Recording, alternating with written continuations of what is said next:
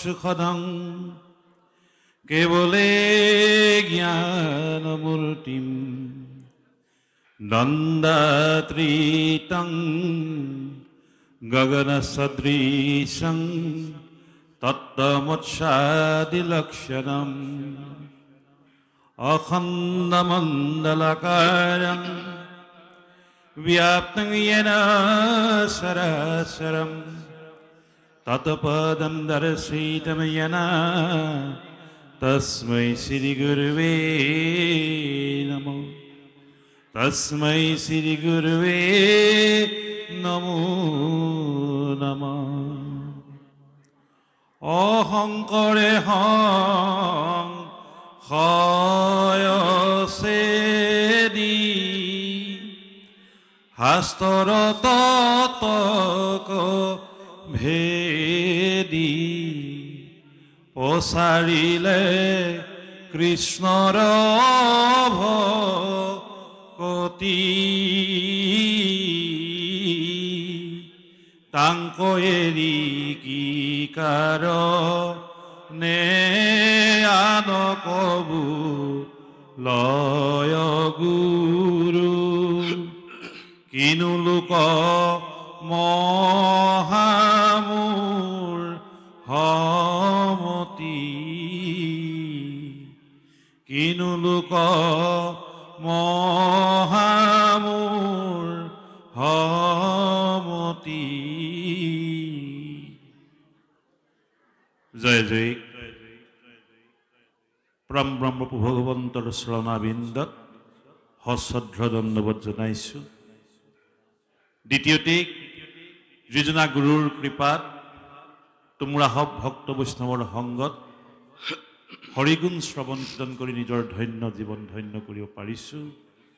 সেইজনা পৰম গুৰু শ্ৰীমন্ত শংকৰদেৱৰ চৰণাবিন্দত আজি এই শুভক্ষণত ভক্তিৰে সেৱা জনাইছোঁ। তৃতীয়তে স্থূলবৈকুণ্ঠত আজি আমাৰ মাজত উপস্থিত হোৱা শ্ৰদ্ধাৰ বৰাৰপু সন্মানেৰে সন্মানিত বিশিষ্ট ভাগৱত ব্যাখ্যাকাৰ ভাগৱত আচাৰ্য আজিৰ মধ্যমণি স্বৰূপ জগতবনীয়া প্ৰভুজনাৰ চৰণত সেৱা জনাইছোঁ।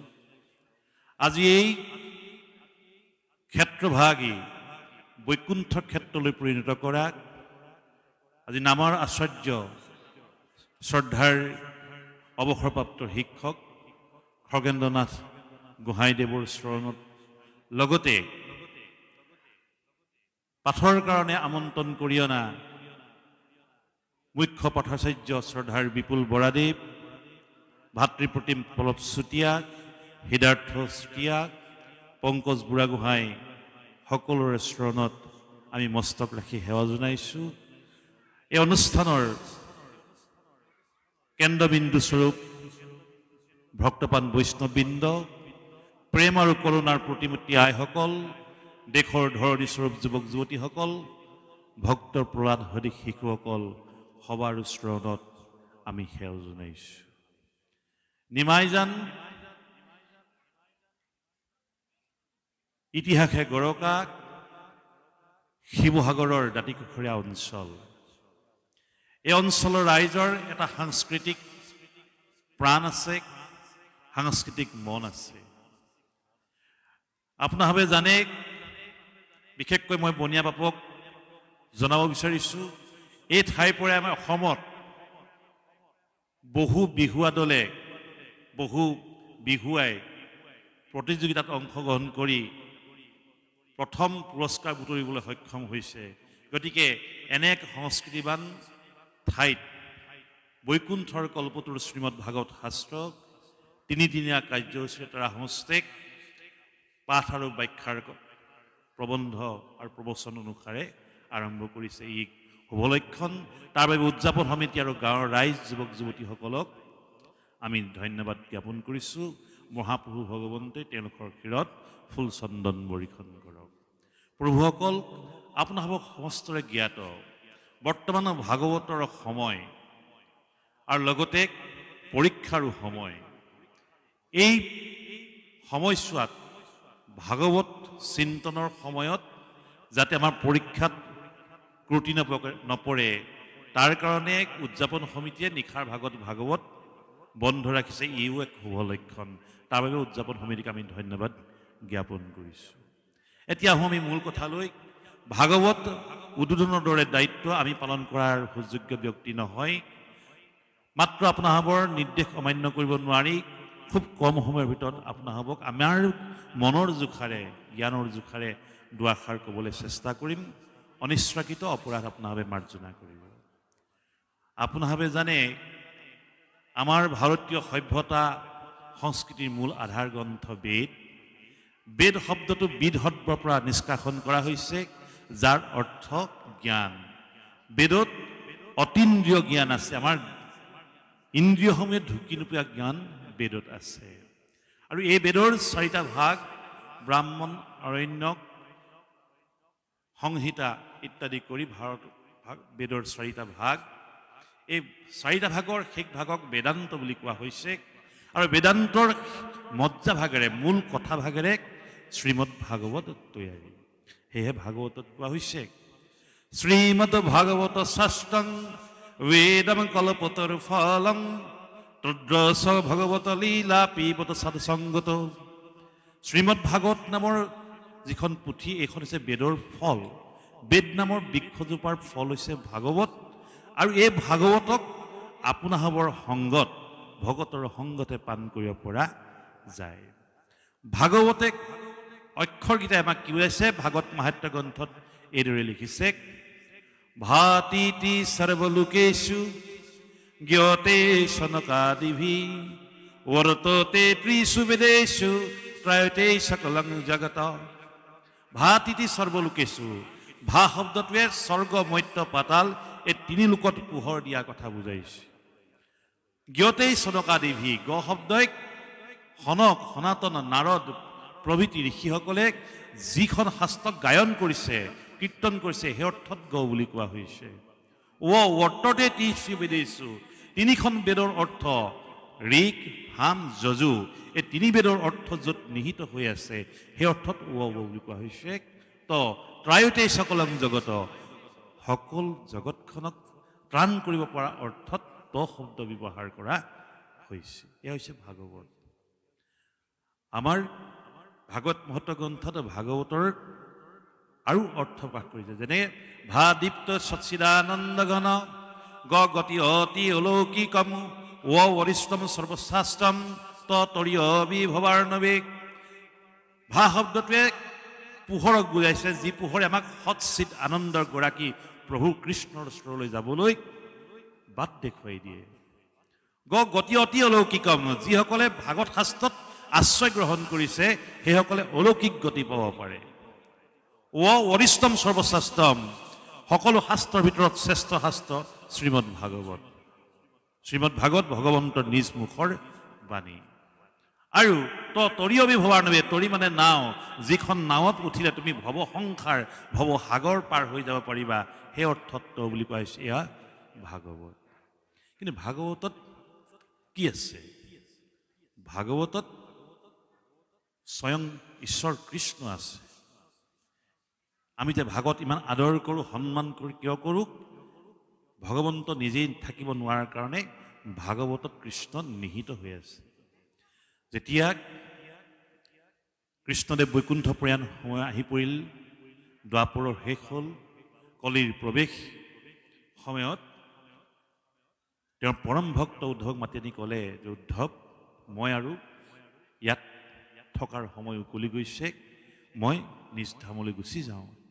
তেতিয়া ভগৱন্তক উদ্দেশ্য কৰি উদ্ধৱে খুব কান্দিছে যে প্ৰভু, তুমি নাথাকিলে মই গোটেই জগতখন অন্ধকাৰ দেখিম, তোমাৰ বিনে মোৰ চবফালে শূন্য দেখিম, গতিকে প্ৰভু তুমি মোক লগত লৈ যোৱা।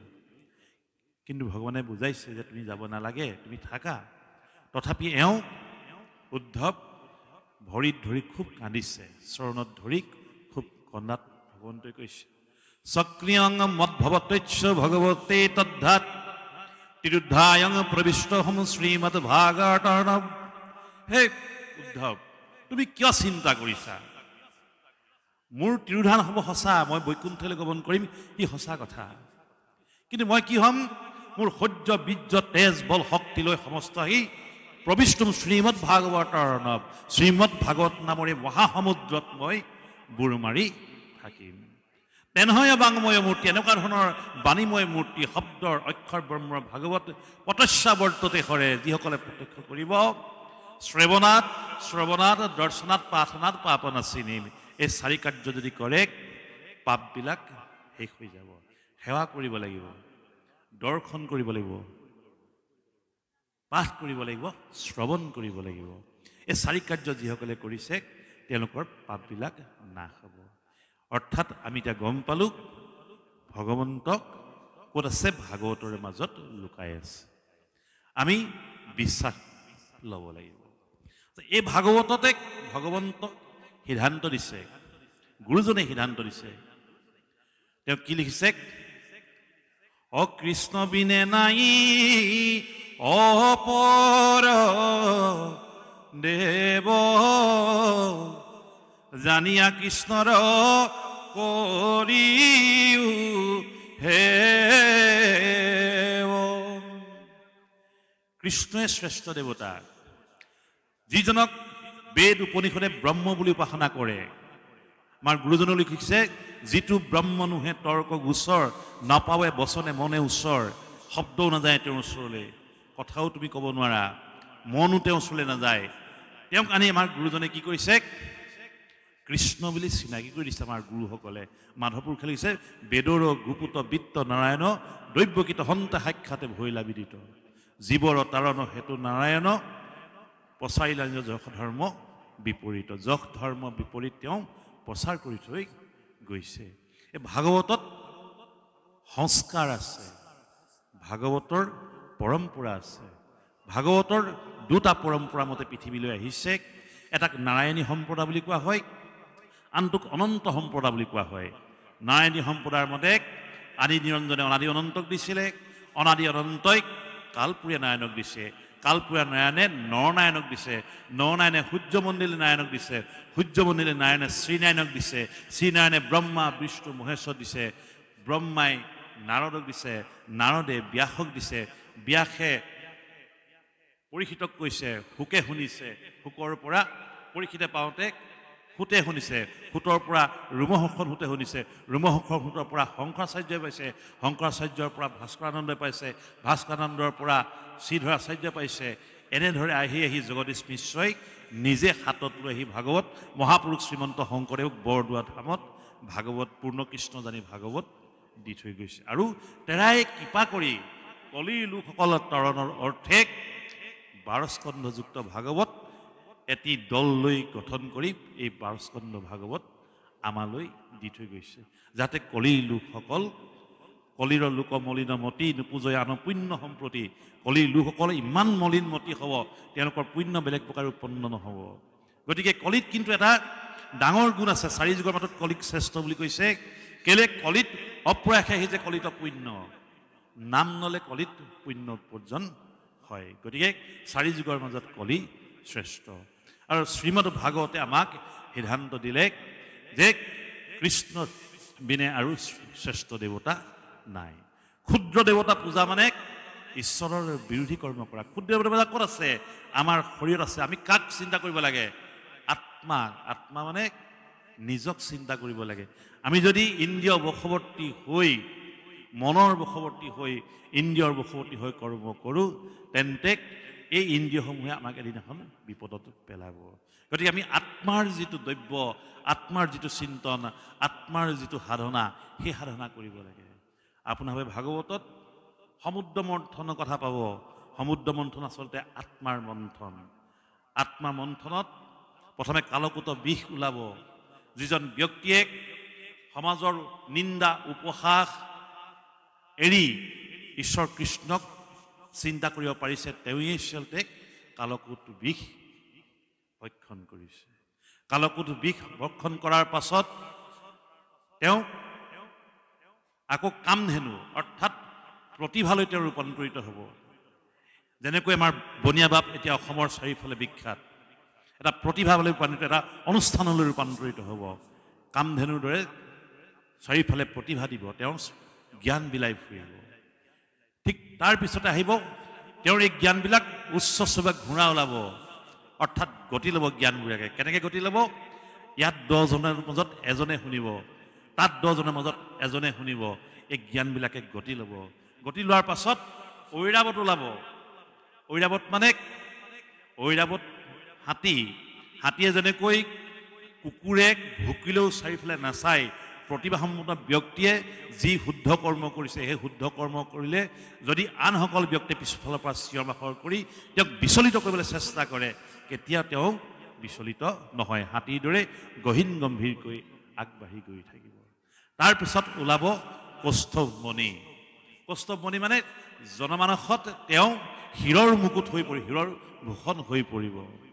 তাৰপিছত আহিব কল্পবৃক্ষ। কল্পবৃক্ষ এনেকুৱা এটা বৃক্ষ যাৰ পৰা আমি সকলোবিলাক বস্তু পাওঁ। সকলোবিলাক বস্তু পাই যোৱাৰ লগে লগে সেইজন ব্যক্তিৰ মনলৈ কি আহিব? অপেশ্বৰা ওলাব, অপেশ্বৰা ৰম্ভা ওলাব, অৰ্থাৎ বাসনা জন্মিব। যদি বাসনাকতো পাৰ কৰি দিব পাৰে তেতিয়া হাতলৈ লক্ষ্মী দেৱী আহিব। লক্ষ্মী দেৱী আহিলে জীৱনত প্ৰথম বস্তু আহে, কি আহে?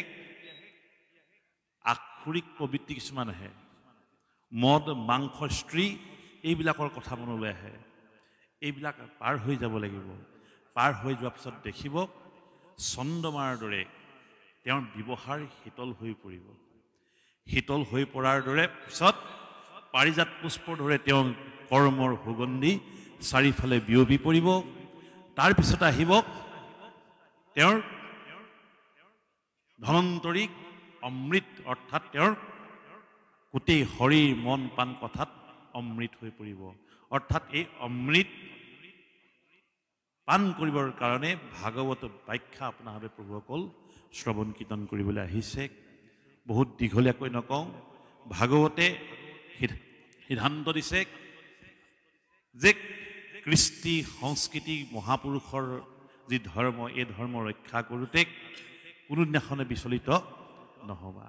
কিন্তু এটা কথা আমাক যুৱক যুৱতীসকলে ভাগৱতৰ পৰা জানি থোৱা উচিত যে আমি কেতিয়াও গুৰু ধৰ্মৰ বিপৰীত কৰ্ম কৰিব নালাগে। কেলে কৰিব নালাগে? ইয়াত কথা দুটা আছে। আমি নাম লৈছোঁ, ভাগৱত পঢ়িছোঁ, কিন্তু ভিতৰলৈ সোমোৱা নাই, ব্যাখ্যাৰ ভিতৰ ভাগলৈ আমি যোৱা নাই। এখেতে কৈ যাব, আপোনালোকে শুনি যোৱাৰ পিছত যদি এৰি দিয়ে তেতিয়াহ'লে ভাগৱত ব্যাখ্যাৰ মূল্য নাথাকে, প্ৰকৃত শ্ৰৱণ কীৰ্তন নহ'ব। এখেতে যিটো ক'ব, ভাগৱতে যিটো ক'ব, তাৰ পৰা যদি আমি মানি লৈ আমাৰ জীৱনত প্ৰয়োগ কৰিব পাৰোঁ তেতিয়াহে প্ৰকৃত শ্ৰৱণ কীৰ্তন হ'ব, অন্যথা শ্ৰৱণ কীৰ্তন নহয়। ইয়াৰ মাজতে আৰু এটা কথা কওঁ, বৰ্তমান এটা পৰম্পৰা সৃষ্টি হৈছে ভাগৱত ব্যাখ্যাবিলাকত। আমাৰ ব্যাখ্যাকাৰসকলে প্ৰভুসকলে অসন্তোষ কৰিব নালাগে। যি পন্থাৰ ব্যক্তি সেইসকলে ভাগৱত ব্যাখ্যাটো সেই পন্থালৈ আজিকালি লৈ যোৱা এই ইউটিউববিলাকত দেখা গৈছে। কিন্তু ভাগৱতে যি কৈছে সেই কথাটোৱে আচলতে প্ৰকৃততে ক'ব লাগে। ভাগৱতৰ বাহিৰত কথা ক'লে ভাগৱতক অমান্য কৰা হয়, ঈশ্বৰক অমান্য কৰা হয়। দ্বিতীয়তে মহাপুৰুষে যেনেকৈ নাহি ভকতিত জাতি অজাতি বিচাৰ, কৃষ্ণ ভকতিত সমস্ত অধিকাৰ বুলি ক'লে, আজি যদি আমাৰ সমাজখনে আমাতকৈ অকণমান তল খাপৰ ব্যক্তি আহি ইয়াত বহি দিয়ে তেন্তে ভাগৱত শুনিবলৈ অস্বীকাৰ কৰিব লগত বহি। এইবোৰ দূৰ নকৰালৈকে গুৰু ধৰ্ম কিন্তু বৰ্তি নাথাকে। আৰু ভাগৱত পাতক, আমি যদি পৰিৱৰ্তন নহওঁ তেন্তে ভাগৱত পাতি থাকিব লাগিব, ভাওনা পাতি থাকিব লাগিব, আমাক কামত নাহিব। গতিকে কামত অহা কাম কৰিবলৈ হ'লে আজিৰ যুৱ প্ৰজন্মই ভাগৱত ব্যাখ্যাকাৰৰ প্ৰভুজনাৰ যি মূল কথা, আমি যেনেকৈ আমি ক'ৰবালৈ ফুৰিবলৈ গ'লে ফটোবিলাক আপলোড কৰোঁ মোবাইলত, আজি আমাৰ যুৱক চামেও মই অনুৰোধ জনাম, প্ৰভুজনাই কৈ যোৱা মূল কথাবিলাক ভাগৱতৰ আপোনালোকৰ ডিপিত লগাওক, আপোনালোকে ষ্টেটাছ দিয়ক, 10 জনে চাব, 10 জনৰ পিছত এজনে বুজিব, এজনে বুজিলেও আমাৰ এই ভাগৱত পতাৰ সাৰ্থকতা হ'ব। আমাৰ ভাগৱত আৰু গুৰু ধৰ্ম সংস্কৃতিটো এনেকৈয়ে বাঢ়িব বুলি আমি আশা ৰাখিছোঁ। আৰু যিসকল ব্যক্তিয়ে এই মহান অনুষ্ঠানটো আয়োজন কৰি আমাক আপোনালোকৰ আগত দুআষাৰ কোৱাৰ সুযোগ দিলে তাৰ বাবে আমি আপোনালোকৰ চৰণত উদযাপন সমিতিৰ চৰণত সেৱা জনাইছোঁ আমাৰ জগত বুনিয়া বাপজনাৰ চৰণত সেৱা জনাইছোঁ ব্যাখ্যা আমাৰ পাঠকীসকলৰ চৰণত ভকত বৈষ্ণৱ আইসকলৰ চৰণত সেৱা জনাই সকলোৰে শান্তি সম্প্ৰীতি আৰু সমন্বয়ৰ যাত্ৰা অব্যাহত থাকক ইয়াকে আশা ৰাখি আজিৰ এই শ্ৰীমদ ভাগৱত পাঠ ব্যাখ্যা অনুষ্ঠানৰ দুৱাৰ মুকলি কৰা হৈছে বুলি আমি আনুষ্ঠানিকভাৱে ঘোষণা কৰিছোঁ সৰ্বে ভৱনঃ সুখিনঃ সন্তু সৰ্বে সন্তু নিৰাময়া সৰ্বে ভদ্ৰাণি পশ্যন্তু মা কচ্চিৎ দুঃখভাগ ভৱেৎ ওম শান্তি শান্তি গুৰুজনাই সকলোৰে শিৰত কৃপা বৰিখন কৰক এই আশাৰে আপোনালোকৰ চৰণত সেৱা জনাইছোঁ কৃষ্ণ